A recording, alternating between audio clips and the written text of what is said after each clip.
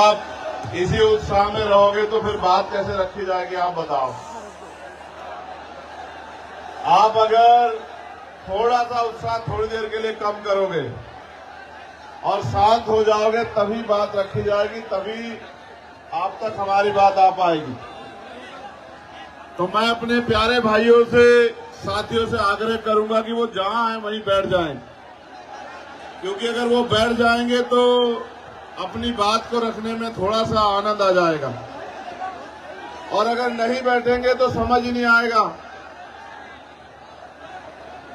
कोई किसी को मत कहो, मैं उनसे खुद आग्रह कर रहा हूं कि वो बैठ जाएं। मैं अपने भाइयों से आग्रह कर रहा हूं कि वो बैठ जाएं।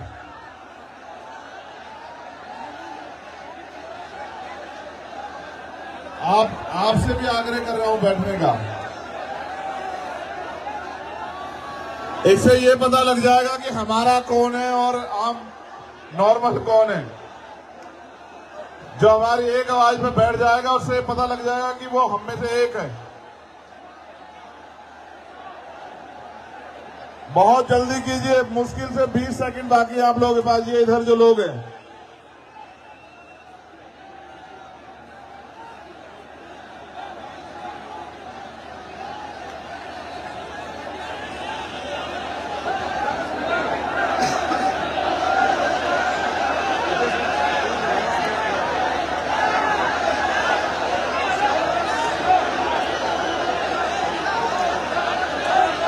अब जो लोग पंडाल के अंदर हैं उनसे मेरा आग्रह रहेगा कि वो अपने मोबाइल की टॉर्च जलाएं, क्योंकि प्रोग्राम तो दिन का था, आते आते रात हो गई, तो अब आपको ही रोशनी करनी पड़ेगी। आप जहां भी हैं अपनी मोबाइल की लाइट जला लें, आप जहां तक भी हैं, जो ये पता लग जाए कि हमारे लोग कहां कहां तक हैं। सभी लोग अपने मोबाइल की लाइट जलाएंगे, जिससे कि ये पता लग जाए कि आज जालोर की धरती में हमसे प्यार करने वाले लोग कहां कहां से आए और कहां कहां हैं।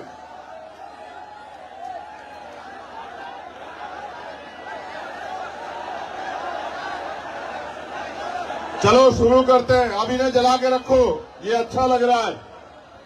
ऐसा लग रहा है भारत चांद पे नहीं गया, चांद जालोर में आ गया।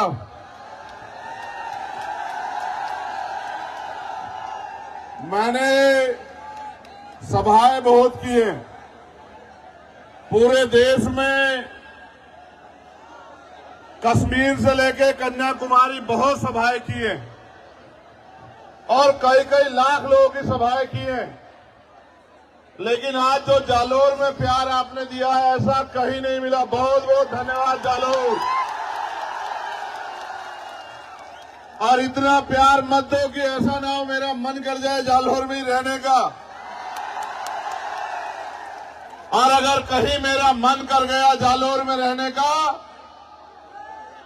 तो गैर बराबरी मानने वाले लोगों के लिए अच्छा नहीं होगा। मेरे प्यारे साथियों, सम्मानित बहनों, बच्चियों, माओ, बुजुर्गों, नौजवानों, मैं समय समय पे भारत की धरती पे जन्मे सभी संतों, गुरुओं, महापुरुषों, वीरांगनाओं को नमन करता हूं।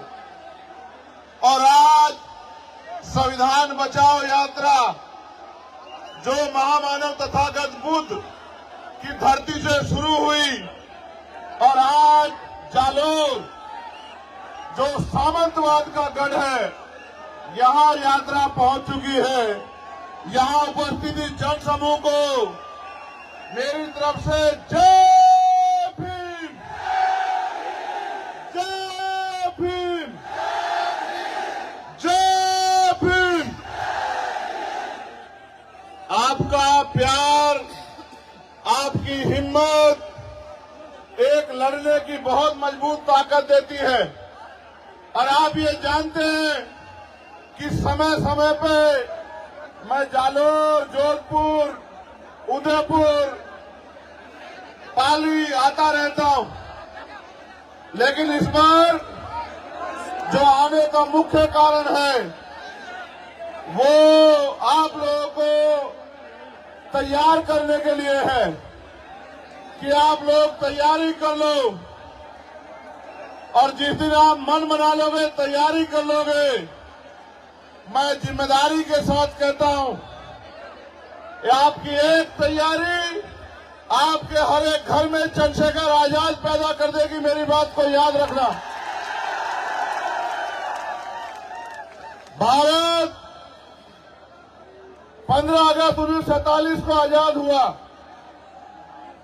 लेकिन इस देश के शोषितों को, वंचितों को, कमजोरों को, किसानों को, महिलाओं को अगर असल आजादी मिली तो वो मिली 26 जनवरी 1950 को, जब डॉक्टर बाबा साहब अम्बेडकर के द्वारा लिखा संविधान इस देश में लागू हुआ और भारत के हर एक नागरिक को समता, समानता, बंधुत्व, भाईचारे के साथ रहने का अवसर मिला। लेकिन एक बड़ी ताकत जो आपको मिली संविधान के जरिए, वो थी देश के हर एक बालिग व्यक्ति को वोट। देश आजाद हुआ,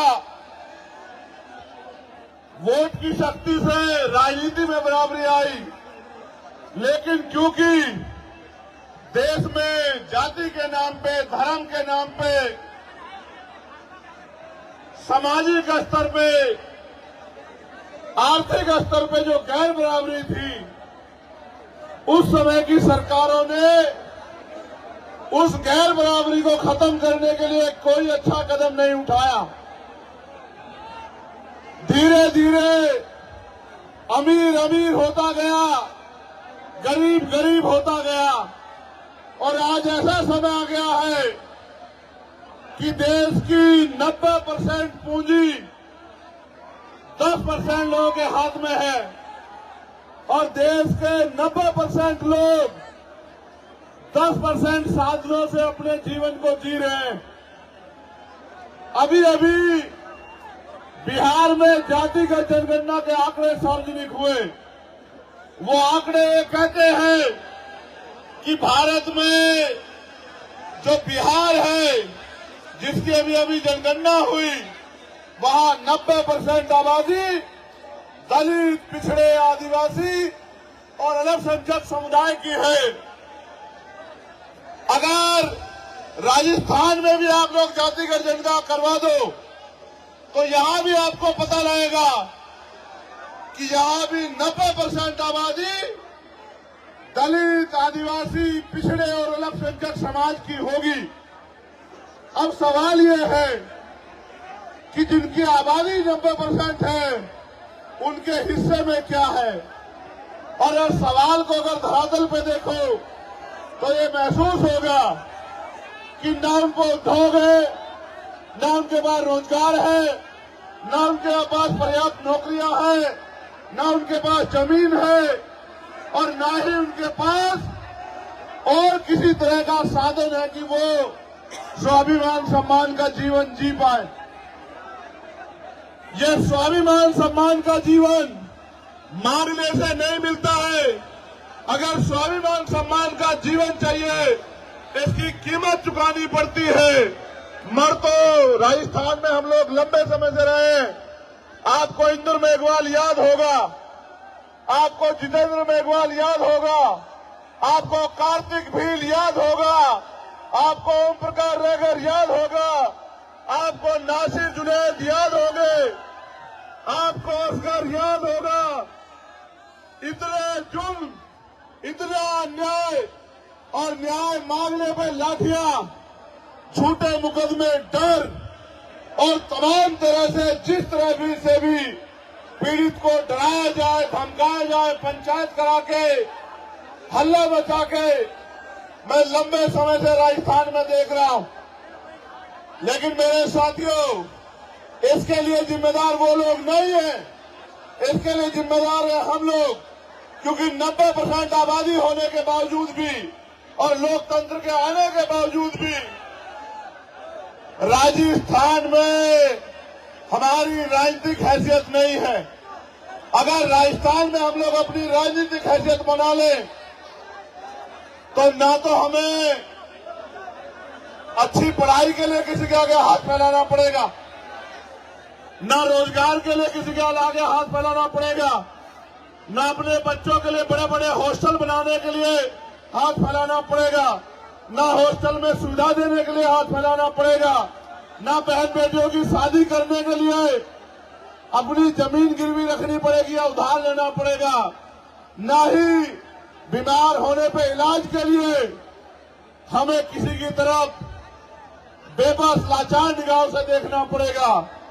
अगर आप अपनी वोट को जिम्मेदारी से ये तय करके कि अब आप गुलामी नहीं सहना चाहते, अब सामंतवाद की जड़ें काट के समता समानता बंधुत्व भाईचारे पर स्थापित राज आप लोग लाना चाहते हो, तो मैं पूरी जिम्मेदारी से बात कहता हूं कि इस धरती पे जो आने वाला समय है वो सुनहरा होगा, सुनहरा मेरा वादा है आप लोगों से। इसलिए मैं आपसे अपील करने के लिए आया हूं, अगर आप चाहते हो कि फिर किसी जितेंद्र के साथ, इंद्र के साथ, कार्तिक भील के साथ, ओम प्रकाश रैगर के साथ अन्याय ना हो, तो आप अपने पैरों पर खड़े होने के लिए तैयार हो जाओ। जिस तरह से आज हजारों की संख्या में, मैं हजार नहीं कहूंगा, यहाँ की ताकत देख के लग रहा है कि लाखों की संख्या में जिस तरह आप यहाँ आए हैं, अगर आप अपनी वोट को संगठित होकर आजाद समाज पार्टी को दो, तो मैं गारंटी से कहता हूं कि किसी सामंतवादी में इतनी हिम्मत नहीं बचेगी कि वो हमारी बहन बेटियों की तरफ आंख उठा के देख ले, वो हमारे बच्चों की तरफ आंख उठा के देख ले। ये कोई मुश्किल काम नहीं है मेरे लोगों, ये बहुत आसान काम है। आसान इसलिए है कि पहले जब राजतंत्र था तो तलवारें चलती थी, भाले चलते थे, हाथी घोड़ों पे युद्ध होता था। आज लोकतंत्र में सिर्फ ईवीएम का बटन दबाना है। अगर आप अपने अंगूठे को तैयार कर दो और अपने साथियों को भी कह दो कि अंगूठा मजबूत कर लो। पहले सामंतवादी ये अंगूठा आपकी जमीन लूटने के लिए लगवाया करते थे, आज ये अंगूठा आपकी तकदीर बदलने के लिए लगेगा। अगर आपने फैसला लिया तो मैं जिम्मेदारी से कहता हूं कि आने वाला कल आपका होगा, आने वाला समय कमजोरों का होगा, किसानों का होगा, महिलाओं का होगा, नौजवानों का होगा। इसलिए मैं आपसे अपील करता हूं, एक समस्या भी मेरे सामने रखी गई है। मुझे बताया गया है कि इस क्षेत्र में पानी की बड़ी कमी है। मैं मीडिया के साथियों से कहूंगा कि मेरी बाकी खबर चलाना है ना चलाना, लेकिन मेरी इस बात को जरूर उठाना, क्योंकि ये जन समस्या है और यहाँ के लोग, हर जाति धर्म के लोग इस समस्या से पीड़ित हैं कि सन 1966 में राजस्थान में गुजरात के समझौते से माही बेसिन पर कडाना बांध निर्माण का समझौता हुआ था, जिसमें शर्त रखी गई थी कि सिरोही, जालोर, बाड़मेर के किसानों को खेती के लिए और पीने के लिए 127 टीएमसी पानी दिया जाएगा। कालांतर में बांध का निर्माण हुआ और 132 गांव बांसवाड़ा के डूब गए। 45 किलोमीटर का एरिया राजस्थान का बांध क्षेत्र में चला गया। 2002 में नरेंद्र मोदी ने सुजलाम सुफलाम की कच्ची नहरें 320 किलोमीटर की बना दी और अब पानी नहीं दे रहे, जो हक का पानी बैठता था, जिसका वादा हुआ था 127 टीएमसी पानी का। स्थानीय किसान संगठन ने जब 121 आरटीआई लगाकर उच्च न्यायालय गया तो पता चला 17 जवाई बांध पाली जितना पानी हर वर्ष बरसात में खंभात की खाड़ी के समुद्र में बहकर जा रहा है, लेकिन राजस्थान के पश्चिमी जिले को नहीं दिया जा रहा है। और यहाँ के जो केंद्र के जल शक्ति मंत्री हैं भैरव सिंह शिखावत, वो उसमें रंगा डाल रहे हैं। मैं आपसे वादा करके कहता हूं, अगर आपने इस क्षेत्र से, इन जिलों से आजाद समाज पार्टी को ताकत देने का काम किया, मेरा वचन है आपको कि ये जो पानी की समस्या है इसको हम लोग खत्म करके दिखाएंगे। और जो भी इसके बीच में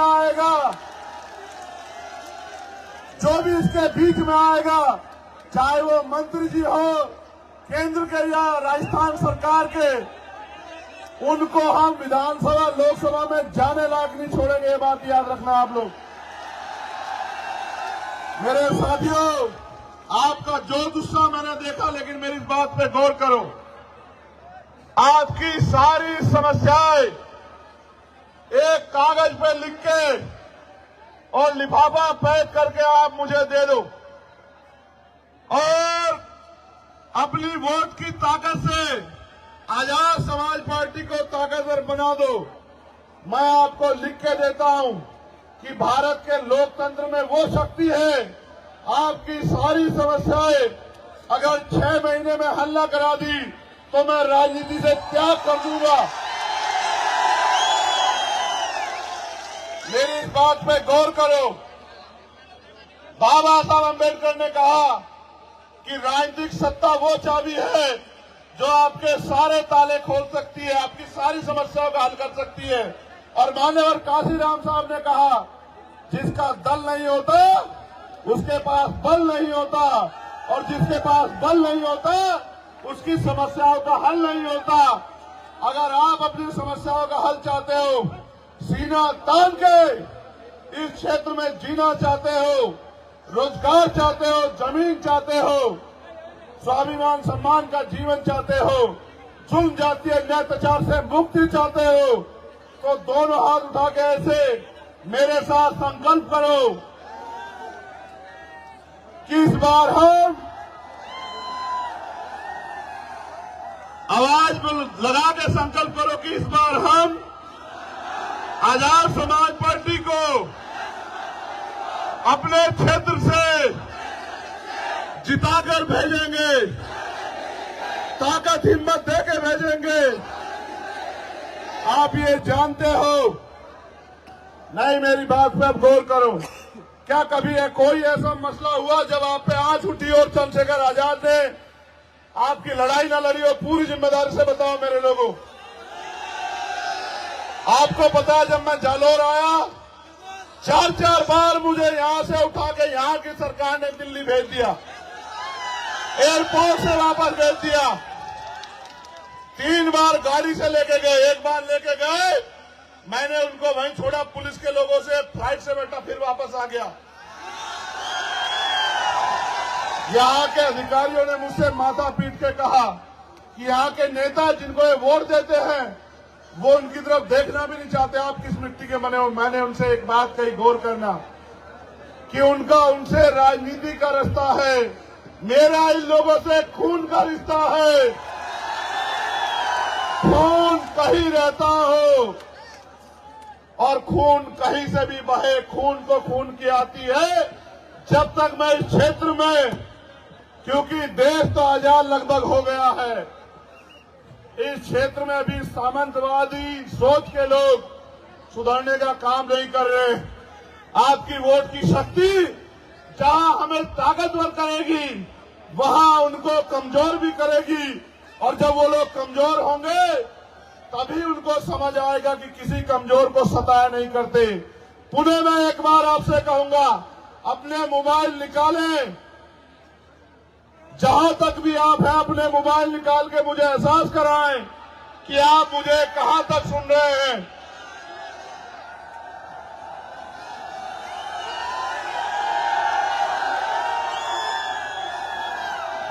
इधर वाले नहीं निकाल रहे मोबाइल, ये हमारे साथ नहीं है क्या?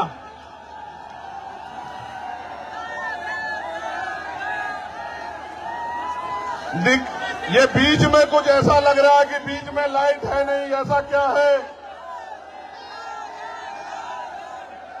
मैं आज के कार्यक्रम के लिए, सबसे मजबूत कार्यक्रम के लिए जालौर की भीम आर्मी, आजाद समाज पार्टी की पूरी टीम को, एक एक कार्यकर्ताओं को बधाई देता हूं।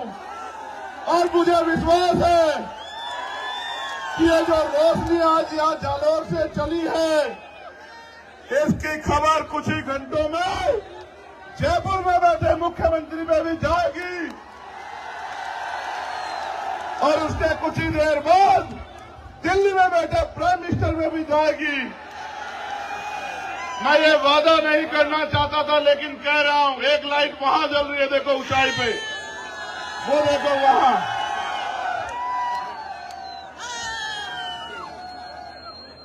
मैं आपसे वादा करके कहना चाहता हूं, मैं आपका नेता नहीं हूं, मैं आपका भाई हूं, बेटा हूं, अपना हूं। मेरा आपसे चुनावी रिश्ता नहीं है। चुनाव 2 महीने में खत्म हो जाएगा। मैं वचन दे के कहता हूं, जब तक मेरे लहू में, मेरे शरीर में लहू का आखिरी कतरा रहेगा, चंद्रशेखर आपके लिए था, आपके लिए है और आपके लिए रहेगा, इस बात को याद रखना। अभी तो मेरे हाथों में कलम की ताकत नहीं है मेरे लोगों। जिस दिन कलम की ताकत मेरे हाथ में होगी, उस दिन देखना आपकी तरफ उठने वाली हर एक को, हर आंख को आपके सम्मान में झुकना पड़ेगा। मेरा वादा है आप लोगों से। अगर आपने विधानसभा चुनाव में मेरी हिम्मत बढ़ाई, तो लोकसभा चुनाव में मैं आपके बीच रहूंगा। मेरा आपसे वादा, इस बात को अब याद रखना। पूरी हिम्मत ताकत से रहूंगा। पुणे, आप सबको बहुत बहुत बधाई। ऐ मेरे गरीबों, कमजोरों, शोषितों, पीड़ितों, एक नया सवेरा आने वाला है। उठो, जागो और अपने भविष्य का फैसला वोट की शक्ति से अपने आप करो।